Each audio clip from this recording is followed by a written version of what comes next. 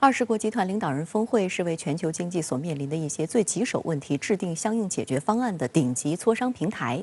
然而，本届峰会未正式开启，已被视为史上最艰难的一次会议。外界认为，面对全球经济衰退风险，G20很难拿出协调一致的应对措施，因为成员国在乌克兰危机、通胀问题等诸多方面存在分歧。有外媒报道，尽管俄总统普京不会亲自出席峰会，但美西方仍试图孤立由外长拉夫罗夫率领参会的俄罗斯代表团。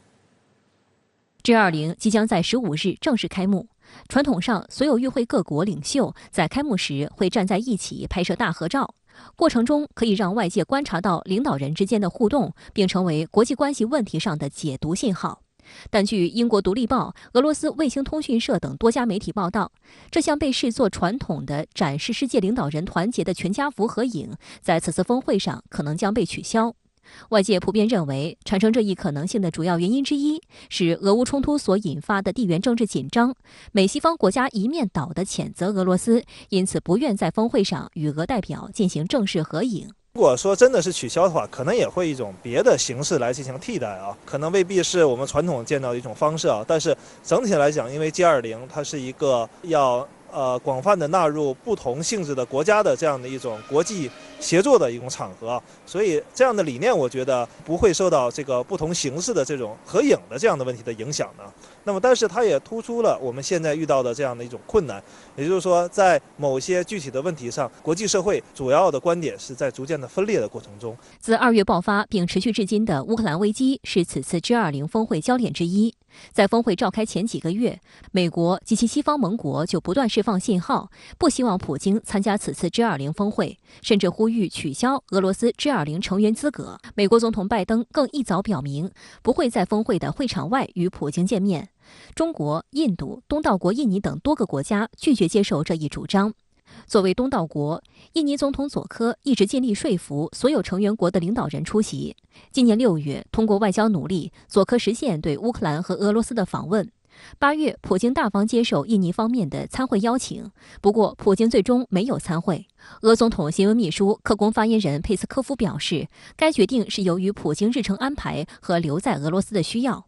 虽然乌克兰并不是 G20成员国，但乌总统泽连斯基将在峰会上发表视频讲话。普京不会现身巴厘岛，但西方并未放弃在此次峰会上孤立俄罗斯的企图。英国《每日电讯报》援引知情人士的话称，英国和欧盟计划在峰会上与拉夫罗夫对峙，尽一切可能孤立俄罗斯，比如在俄罗斯代表发言时退场以示抗议，或劝阻其他国家不要会见拉夫罗夫和俄罗斯代表团成员。英国《每日电讯报》报道称，德国、法国、意大利和西班牙可能会参与孤立俄罗斯的行动，但一些中立的非西方国家不会这样做。报道提到，印度、沙特、土耳其等国家没有加入西方对俄罗斯的制裁，这些国家这次仍可能与英国和欧盟分道扬镳。俄方以幼稚回应欧洲的孤立手段。俄联邦委员会议员采科夫回应称，西方无法孤立俄罗斯，这种行为类似于幼稚的儿童游戏，让人感到十分荒谬。早在今年4月，在华盛顿举行的 G20财长会议上，美国、英国和加拿大的代表在俄罗斯代表开始发言时走出了闭门会议。7月，拉夫罗夫在 G20外长会上离席，以抗议西方反俄言论。但外界有所意外的是，美国近日似乎并没参与欧洲国家对俄的孤立行动。俄罗斯外交部发言人扎哈罗娃在其社交媒体上贴出了一张图片，显示俄外长拉夫罗夫在柬埔寨首都金边举行的东亚峰会上发言。图中可以看到，包括拜登在内的美方代表团成员仍然在场。现在整个国际社会在这个问题上很难达成一个共识，那么存在着西方的这样的一种观点，存在着乌克兰、俄罗斯的观点，还有广大的这个中间地带的一些观点。那么这些观点难以达成共识的这个结果下，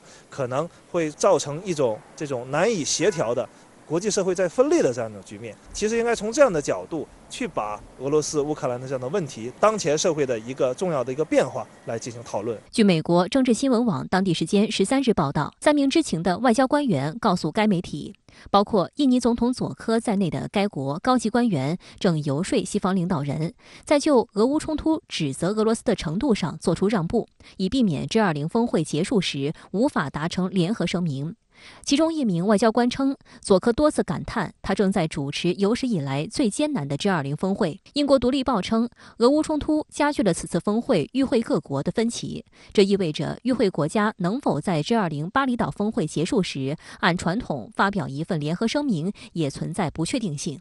俄罗斯方面在会前呼吁 G20 停止讨论安全问题，表示应将注意力放在世界最紧迫的社会经济问题上。拉夫罗夫已于13日抵达巴厘岛，由于黑海粮食协议将于19日到期，因此俄方认为全球粮食危机将成为20国集团峰会议程的关键部分。我觉得这个峰会其实是公认以来，可能是 G20 峰会以来可能是最困难的一届峰会。那么现在我们同时在面临着非常多的这样的挑战，地缘政治的挑战、经济的挑战、疫情的挑战，还有更重要的就是